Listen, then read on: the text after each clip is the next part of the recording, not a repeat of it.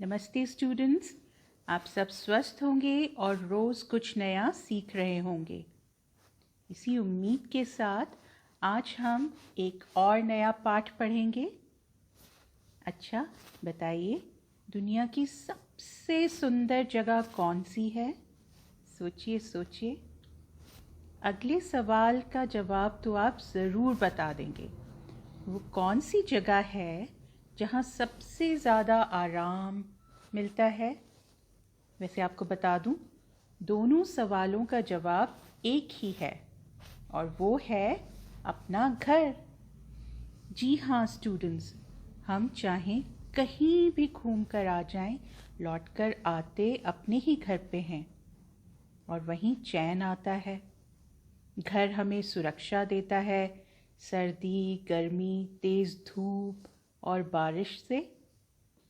घर चाहे छोटा हो या बड़ा, कच्चा हो या पक्का, खुद का हो या किराए का, सुख सुविधाओं से भरा हो या थोड़ी कम सुविधाओं वाला, पर होता है वो सबसे प्यारा, सबसे अपना।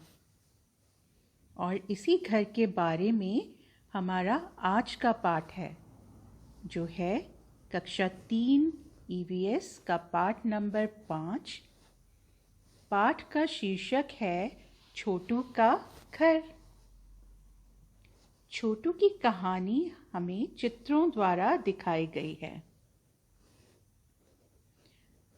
स्टूडेंट्स, कहानियाँ तो वैसे ही मज़ेदार होती हैं, आप सबको पसंद होंगी, पर जब चित्रों के साथ बताई जाती हैं तो ये और भी मज़ेदार हो जाती हैं, क्योंकि हम उस कहानी को, उसके पात्रों को देख पाते हैं, महसूस कर पाते हैं और हमारी कल्पना या इमेजिनेशन भी इसमें जुड़ जाता है, मानो हम भी उस कहानी का ही हिस्सा बन गए हों।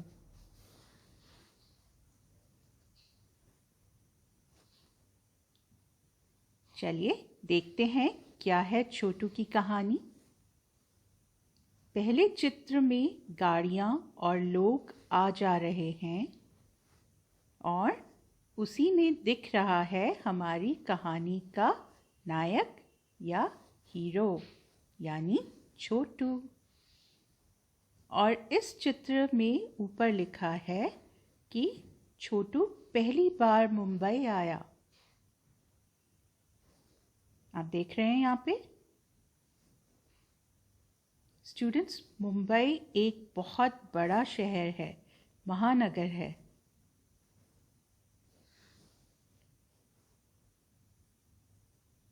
और यहाँ हजारों लाखों लोग आते हैं काम की तलाश में और अपने सपनों को साकार करने।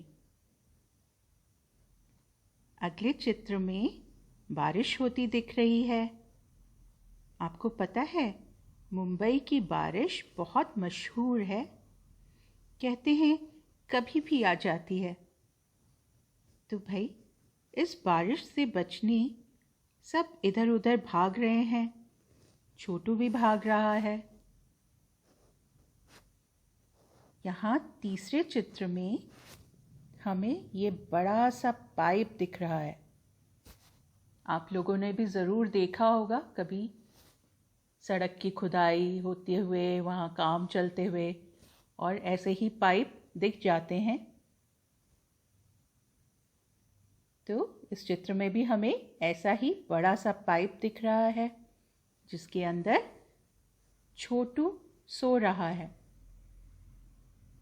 वो बारिश से बचने के लिए जब इधर उधर भाग रहा था, तब उसे ये पाइप दिखा होगा और बारिश से बचने के लिए छोटू इसमें बैठ गया होगा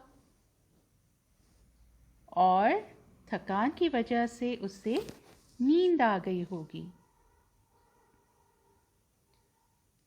अगले चित्र में हमें दिख रहा है वही पाइप। एक रस्सी पर कुछ कपड़े सूख रहे हैं। छोटू चूल्हे पे कुछ बना रहा है। एक टंकी है ढकी हुई और उस पे एक मग रखा है। लगता है छोटू को ये पाइप पसंद आ गया है। पाइप ने बारिश से उसका बचाव जो किया था, लगता है अब छोटू ने इसे ही अपना घर बना लिया है और कुछ ज़रूरी सामान भी जुटा लिया है। आइए अगला चित्र देखते हैं। अगले चित्र में वहाँ सड़क के उस पार छोटू अपने घर के बाहर खड़ा है।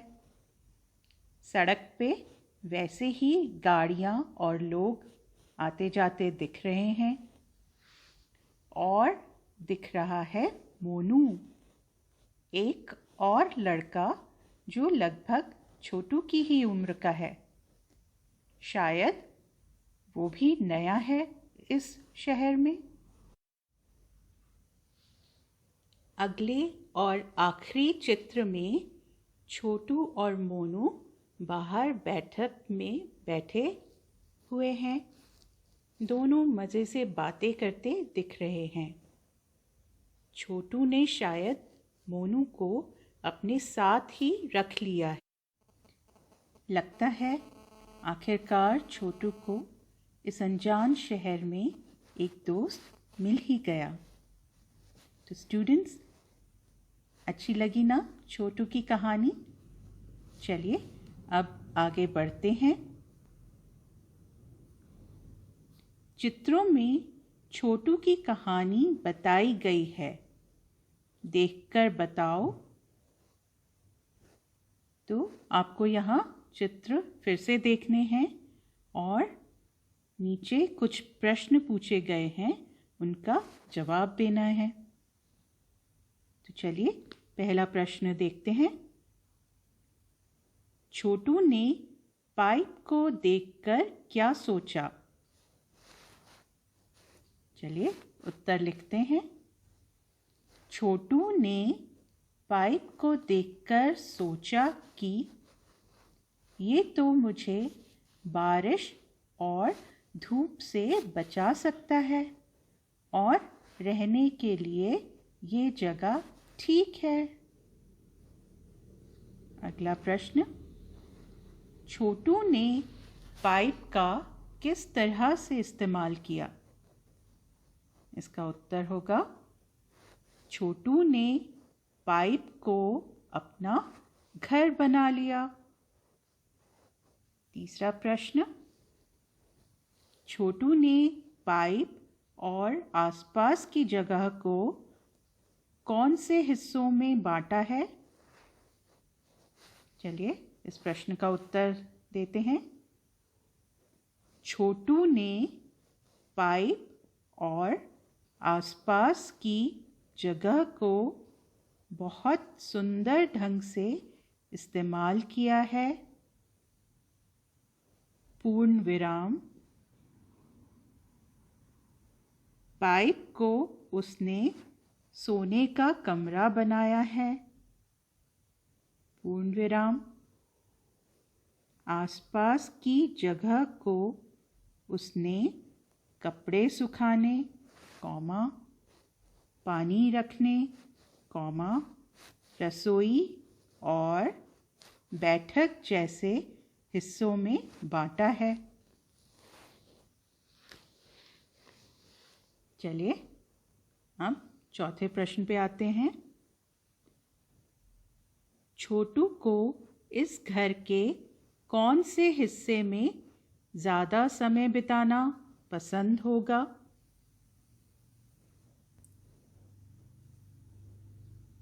इसका उत्तर लिखते हैं। छोटू को बाहर वाली बैठक में समय बिताना सबसे ज़्यादा पसंद होगा, जहाँ वह अपने दोस्त के साथ समय बिता सकता है और सड़क पर आने जाने वाले लोगों और गाड़ियों को देख सकता है। अगला प्रश्न, छोटू ने मोनू को भी पाइप में रहने को क्यों कहा होगा? इसका उत्तर देते हैं। छोटू ने मोनू को भी पाइप में रहने को कहा होगा क्योंकि नंबर 1, मोनू भी अकेला था और रहने की जगह ढूंढ रहा था। नंबर 2, छोटू को एक दोस्त की ज़रूरत थी।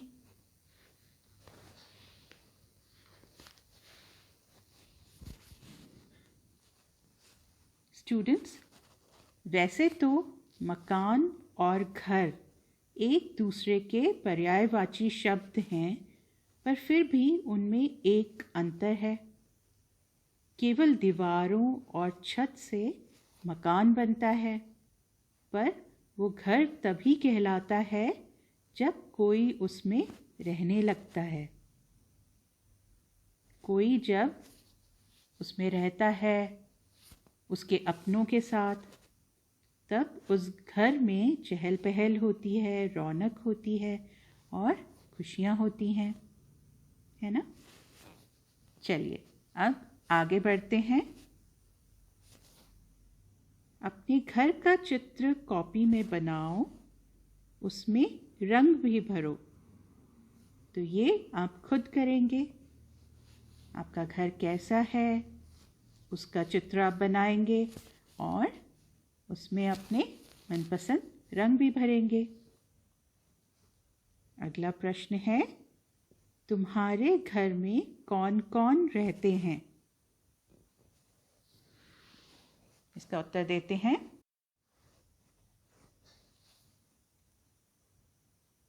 मेरे घर में मेरे दादा दादी, माता पिता, मैं और मेरा बड़ा भाई रहते हैं। अगला प्रश्न है, छोटू ने पाइप को अलग अलग हिस्सों में बांटा। तुम भी अपने घर के अलग अलग हिस्सों के नाम लिखो। तो स्टूडेंट्स, यहाँ पे ध्यान दीजिएगा कि आपसे आपके घर के अलग अलग कमरों के बारे में नहीं पूछा जा रहा। जैसा कि हमने बताया, हमारा घर हमारे लिए बहुत ख़ास होता है और चाहे वो कितना बड़ा हो या कितना ही छोटा, हम उसको अपनी ज़रूरत, अपने कामों के लिए अलग अलग हिस्सों में बांटते हैं। हमने ये भी बात की थी कि मकान जो है वो 4 दीवारों और छत से बनता है, पर छोटू तो एक पाइप में रहता था, मगर उसने उसको भी अपना घर बनाया और कितनी सुंदरता से उसने घर के आसपास, उस पाइप के आसपास की जगह को उपयोग किया अपनी ज़रूरत के हिसाब से। वैसे ही आपको भी इस प्रश्न का उत्तर देना है। चलिए हम इसका उत्तर देते हैं। मेरे घर में निम्नलिखित हिस्से हैं, जैसे बैठक या परिवार और मेहमानों के बैठने की जगह। दूसरा है खाना बनाने की जगह। तीसरा है भोजन करने की जगह। चौथा है प्रार्थना करने की जगह। पांचवा है सोने की जगह।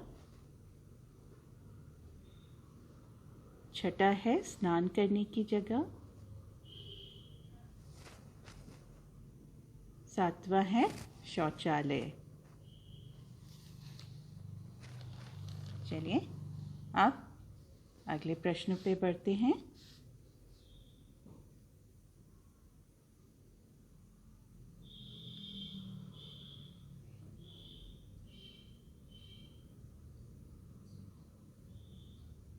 एक दिन में तुम घर के किस हिस्से में कितना समय बिताते हो? यहाँ आपको केवल अपनी बात करनी है। आपके परिवार के अन्य सदस्यों के बारे में यहाँ नहीं पूछा जा रहा। आप अपने घर के अलग अलग हिस्सों में कितना समय बिताते हैं वो आप बताइए। उत्तर लिखते हैं।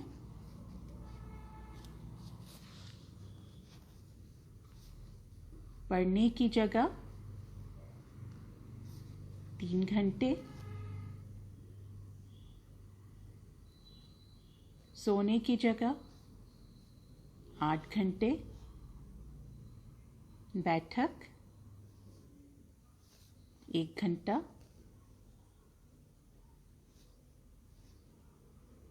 रसोई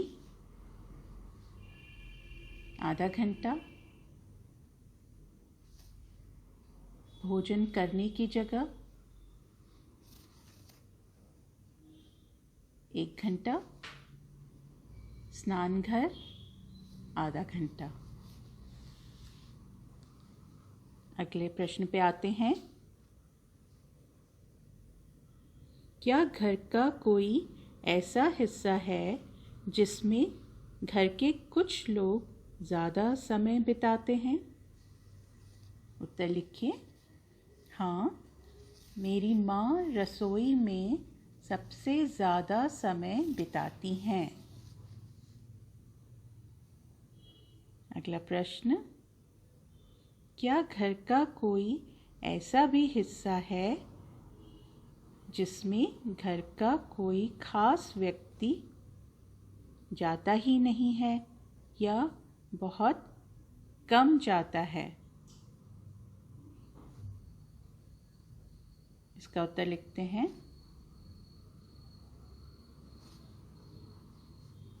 मैं रसोई में कभी नहीं जाता हूँ या बहुत कम समय के लिए जाता हूँ। आगे बढ़ते हैं।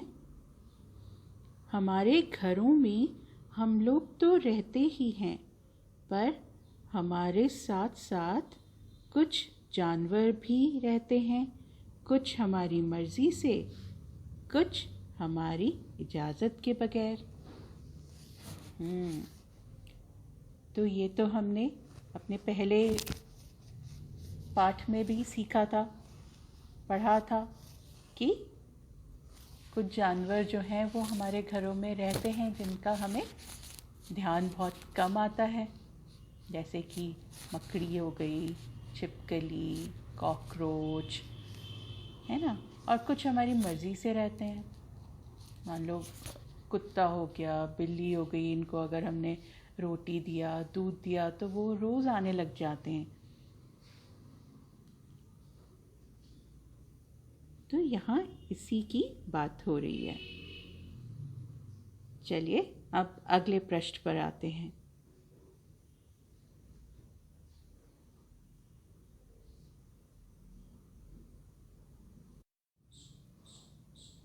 इस प्रश्न पर भारत ज्ञान विज्ञान समिति की एक कविता दी गई है जिसका शीर्षक है घर प्यारा।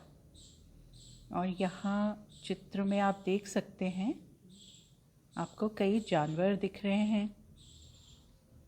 सबसे पहले यहाँ ये मकड़ी जो अपने जाले पे बैठी हुई है, मच्छर दिख रहे हैं, चींटियों की कतार दिख रही है, छिपकलियाँ दिख रही हैं, खिड़की के उस पर तोते बैठे दिख रहे हैं, चूहे हैं, तिलचट्टा है ना। तो इनमें से आप देख सकते हैं कौन से जानवर हमारी मर्ज़ी से हैं और कौन से जानवर हमारी मर्ज़ी के बगैर घर में हैं। चलिए हम कविता पढ़ते हैं। सदा यही तो कहती हो माँ, घर ये सिर्फ हमारा अपना, लेकिन माँ कैसे मैं मानूं, घर तो यह कितनों का अपना। तो यहाँ इस कविता में एक बच्चा है जो अपनी माँ से पूछ रहा है कि माँ आप तो हमेशा कहती हो कि ये हमारा घर है, लेकिन ऐसा तो नहीं है, ये तो और भी कई कितनों का अपना है। देखो तो कैसे ये चूहे खेल रहे हैं पकड़म पकड़ी, कैसे मच्छर टहल रहे हैं, कैसे मस्त पड़ी है मकड़ी। बच्चा पूछ रहा है कि ये चूहों ने तो धमाल मचा रखी है, पकड़म पकड़ाई खेल रहे हैं, मच्छर टहल रहे हैं, और ये मकड़ी कैसे मज़े से पड़ी हुई है। आगे, और छिपकली को तो देखो, चलती है जो गश्त लगाती, अरे कतारें बांधे बांधे कहाँ चींटियाँ दौड़ी जाती। देखा आपने, ये बच्चा कितने गौर से वो सारी चीज़ें देखता है। छिपकली को आपने भी देखा होगा, दीवारों पे चारों ओर वो चलती रहती है। ऐसा लग रहा है उस बच्चे को मानो ये कोई पुलिस वाली है जो गश्त लगा रही है। रात में चौकीदार या पुलिस वाले घूमते हैं ना, सब जगह देखते हैं कहीं कोई खतरा तो नहीं है। तो छिपकली भी वैसे ही गश्त लगाती है, और चींटियां न जाने कहाँ दौड़ी जा रही हैं। और उधर आंगन में देखो, पंछी कैसे झपट रहे हैं, बिल्कुल दीदी और मुझ जैसे किसी बात पर झगड़ रहे हैं। तो आंगन में पंछी जो हैं खूब सारे हैं, और वो भी ऐसा लग रहा है जैसे भाई बहन झगड़ते हों, वैसे ही किसी बात पे झगड़ रहे हैं। इसलिए तो कहता हूँ माँ, घर ना समझो सिर्फ हमारा, सदा सदा से जो भी रहता, सबका ही है घर ये प्यारा। वो बच्चा कह रहा है, माँ इसीलिए मैं कहता हूँ कि ये केवल हमारा घर नहीं है, जो भी यहाँ प्यार से रह रहा है ये घर उसका है। भले ही वो हमारी मर्ज़ी से रह रहा है या नहीं, पर अगर वो प्यार से रह रहा है तो ये उसका भी प्यारा घर है। अच्छी है ना कविता। अच्छा, यहाँ कुछ और भी जानकारी आपके लिए दी है। क्या आप जानते हो, चूहों में देखने की क्षमता कम, परंतु सूंघने, छूने तथा स्वाद वाली क्षमताएं बहुत ही तीव्र होती हैं। तो ये एक नई जानकारी हमें मिली कि चूहे ज़्यादा देख नहीं पाते हैं, पर उनकी सूंघने, छूने तथा स्वाद वाली क्षमताएं बहुत ही तीव्र होती हैं। ठीक है, तभी तो जहाँ भी कुछ खाना रखा होता है वो वहाँ झट से पहुँच जाते हैं।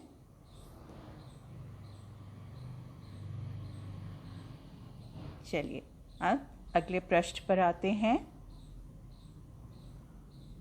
ऐसे दो जानवरों के चित्र बनाओ जो हमारी मर्ज़ी के बिना हमारे घर में रहते हैं। चित्र के नीचे उनका नाम भी लिखो। तो ये आपको स्वयं करना होगा। दो जानवरों के चित्र आप बनाइए जो आपकी मर्ज़ी के बगैर आपके घर में रहते हैं। हमने कई सारे जानवरों की चर्चा की थी। मकड़ी हो गई, छिपकली हो गई, चूहा हो गया, कॉकरोच या तिलचट्टा हो गया। ये सारे जानवर हमारी मर्ज़ी के बिना आ जाते हैं हमारे घर में। तो इनमें से आप किसी का भी चित्र बना सकते हैं। और यहाँ नीचे जो खाली स्थान दिया हुआ है, यहाँ पे आप उनके नाम लिख सकते हैं।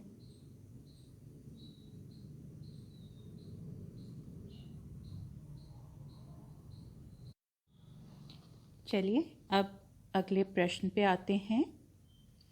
क्या तुम अपने घर को साफ रखते हो? कैसे?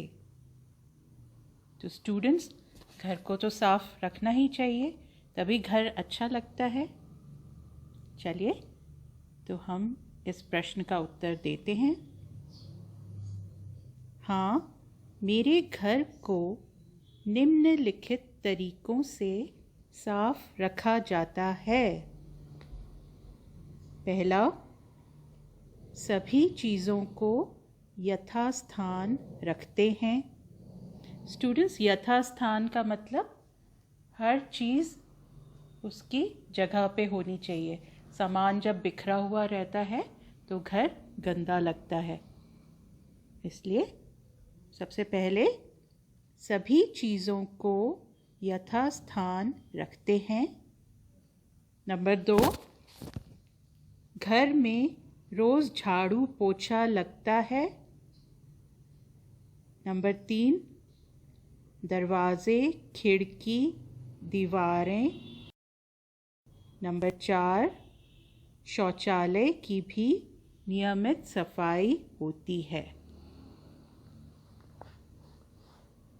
चलिए अब अगले प्रश्न पे आते हैं। तुम्हारे घर में सफाई का काम कौन कौन करते हैं? उत्तर लिखिए। हम सब घर को साफ रखने में सहयोग करते हैं तथा झाड़ू पोछे के लिए बाई भी आती है। हमारा अगला प्रश्न है, तुम सुबह शौच के लिए कहाँ जाते हो?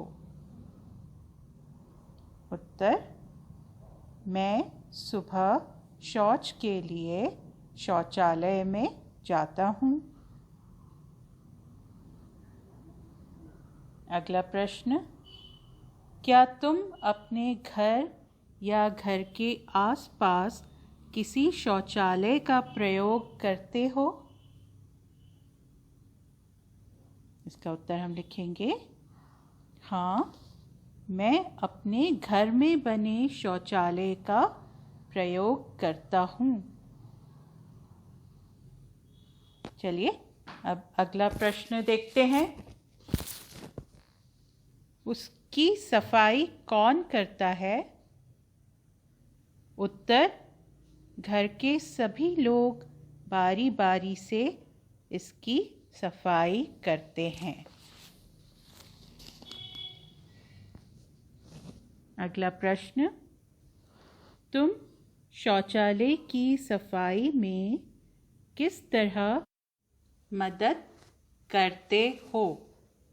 इसका उत्तर है, उपयोग के बाद फ्लश चलाकर मैं शौचालय को साफ रखता हूँ। अब आगे बढ़ते हैं।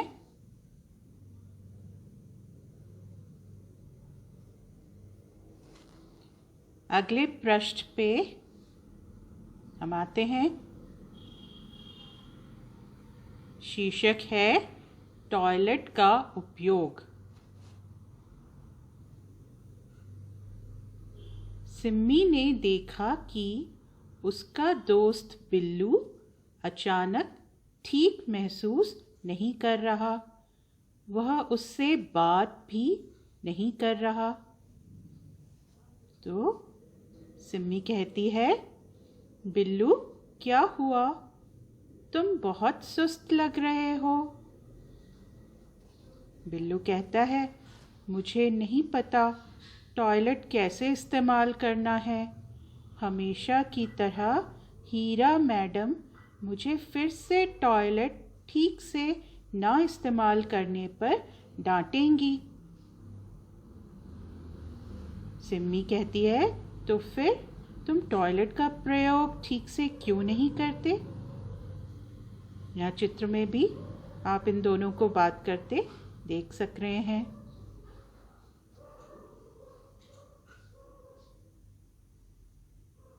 बिल्लू कहता है, मुझे डर है कि मैं टॉयलेट में गिर जाऊंगा। सिम्मी, अरे कैसी बातें करते हो? अब मुझे पता चला कि तुम और तुम्हारे जैसे मेरे कई दोस्त टॉयलेट का सही इस्तेमाल ना करके उसे गंदा करते हो। तुम्हें डरना नहीं, परंतु जिम्मेदार बनना चाहिए। यहाँ चित्र में आप देख सकते हैं बिल्लू टॉयलेट पे ना बैठकर यहाँ एक और दूसरी तरफ बैठा हुआ है, साइड में बैठा हुआ है ना। तो ऐसे कई लोग टॉयलेट पे ना बैठकर इधर उधर बैठ के उसको गंदा करते हैं, जो कि गलत है कि नहीं। जब शौचालय बना हुआ है, टॉयलेट बना हुआ है, तो उसका उपयोग करना चाहिए, और वो भी सही तरीके से। उपयोग करने के बाद भी उसको गंदा नहीं छोड़ना चाहिए, उसमें पानी डालना चाहिए। अगर फ्लश है लगा हुआ तो फ्लश का इस्तेमाल करना चाहिए, तभी शौचालय साफ रहेगा और उसका सही उपयोग हो पाएगा।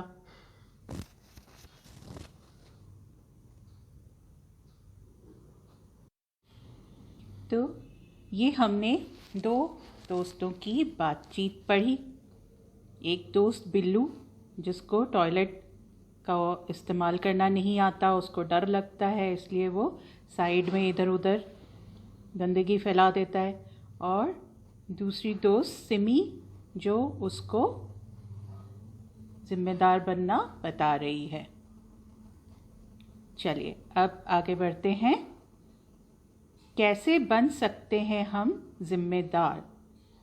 टॉयलेट सीट का ठीक से इस्तेमाल करें। स्टूडेंट्स, कई टॉयलेट्स में कमोड वाले टॉयलेट होते हैं, तो उनकी सीट का इस्तेमाल हमें ढंग से करना चाहिए। इस्तेमाल करने से पहले सीट को नीचा करना चाहिए, और जब इस्तेमाल हो जाए तो उसको ऊपर कर देना चाहिए। अगला है, इस्तेमाल करने के बाद हमेशा फ्लश करें। ये बहुत ज़रूरी है। टॉयलेट को साफ़ रखना बहुत ज़रूरी है। गंदा टॉयलेट एक तो देखने में अच्छा नहीं लगता, दूसरा कोई उसको इस्तेमाल नहीं कर सकता, कीटाणु या जर्म्स फैलते हैं उससे, और फ्लश हो जाएगा तो टॉयलेट साफ़ रहेगा। अगर फ्लश नहीं है तो पानी का उपयोग करें, मग्गे से पानी लेके अच्छे से टॉयलेट को साफ़ कर दें। जो कमोड वाला टॉयलेट होता है उसको इस्तेमाल करने के बाद जो उसका ढक्कन है वो गिरा दें, यानी बंद कर दें, और फिर बंद करके फ्लश करें। जब खुला हम फ्लश करते हैं तो कीटाणु जो हैं वो फैलते हैं, बीमारी होने का डर रहता है। फिर अगला है, अपने आप को ठीक से साफ करें। हमें खुद को भी ठीक से साफ करना होता है। फिर है, टॉयलेट जाने के बाद अच्छी तरह हाथ धोए। ये बहुत ज़रूरी है, नहीं तो गंदगी हमारे हाथों में लग जाती है, कीटाणु आ जाते हैं, और उसी हाथ से हम अगर कुछ खाने की चीज़ या कुछ भी चीज़ छुएंगे तो कीटाणु हमारे मुंह से होते हुए पेट में जा सकते हैं, कई बीमारियां फैल सकती हैं। इसलिए टॉयलेट का इस्तेमाल करने के बाद हाथ ज़रूर साबुन से अच्छी तरह धोएं।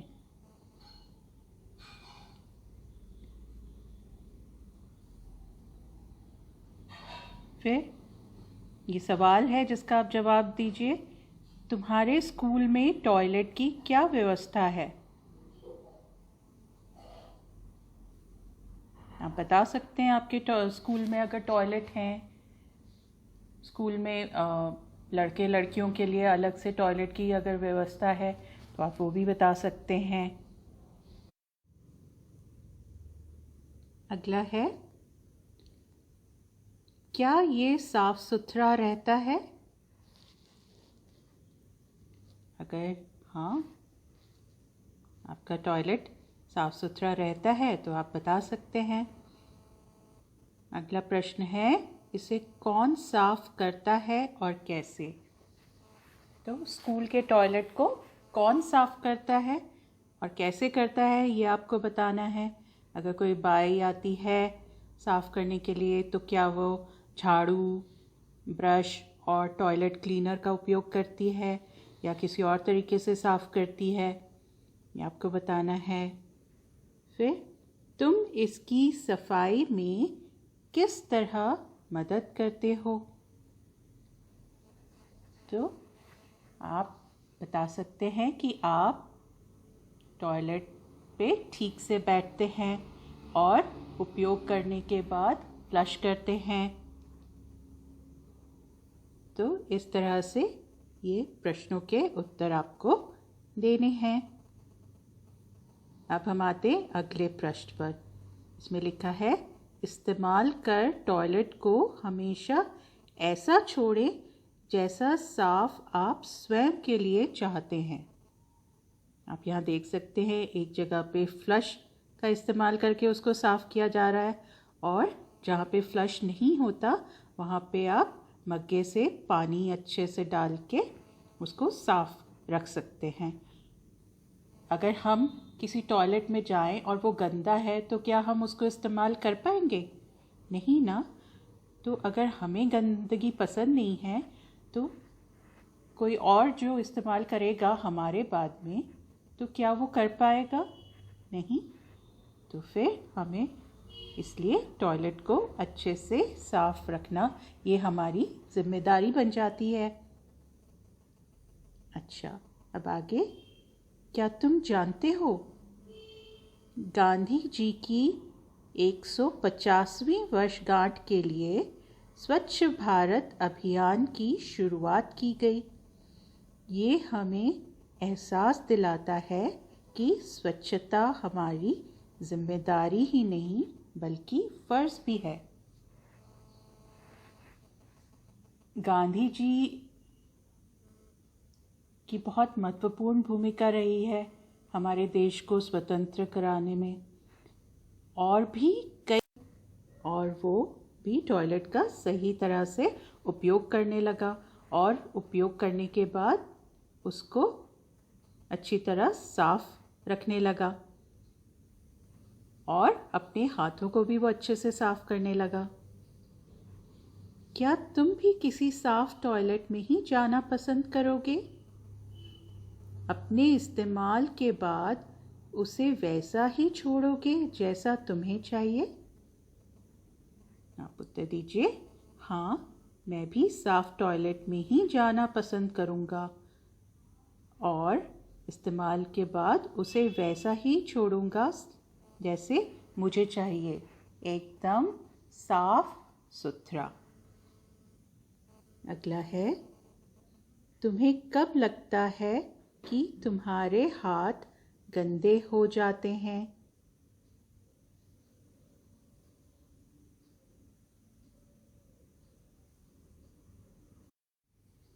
उत्तर दीजिए। भोजन करने के बाद तथा शौच के बाद हाथ गंदे हो जाते हैं।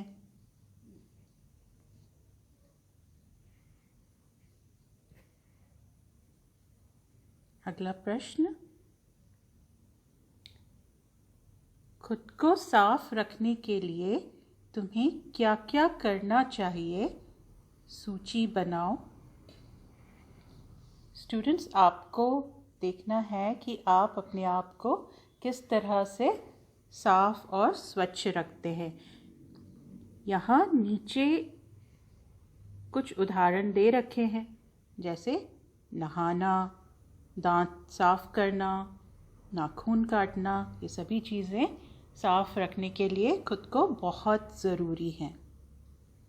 तो इसके बाद आप लिख सकते हैं, बालों में तेल लगाकर कंघी करना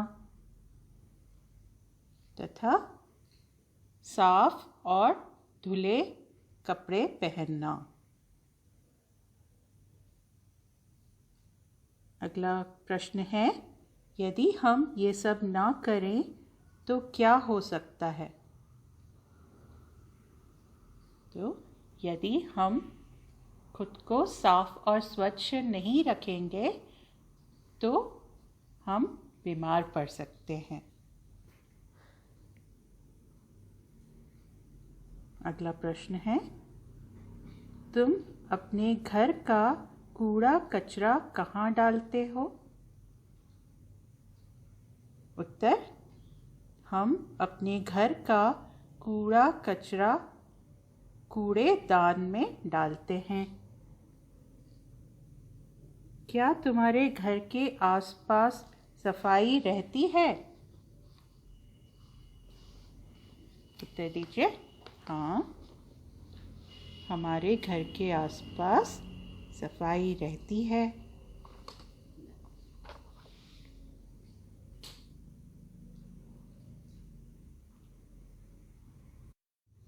आगे चलते हैं। लता का घर इस तरह से सजा है।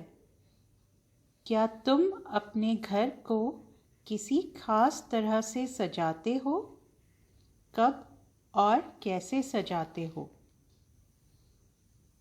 तो स्टूडेंट्स, यहाँ चित्र में आपको लता का घर दिख रहा है। बाहर आपको रंगोली एक बनी हुई दिख रही है सुंदर सी, और दरवाजे के ऊपर फूल और पत्तियों का बंधनवार लगा है।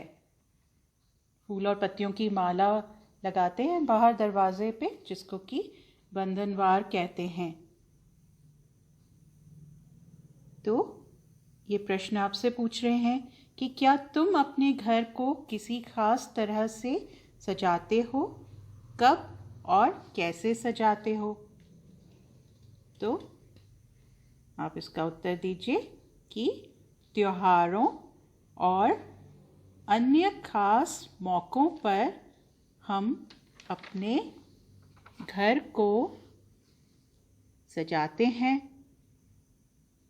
उदाहरण के लिए दिवाली के मौके पर हम अपने घर को दियों और रंग बिरंगी बत्तियों व रंगोली से सजाते हैं। चलिए अब आगे बढ़ते हैं। अपने साथियों से पता करो कि वे अपने घर को कब और कैसे सजाते हैं। तो ये आपको खुद करना है। अपने दोस्तों से आप पता करिए कि वो लोग अपने घर को किस तरह सजाते हैं।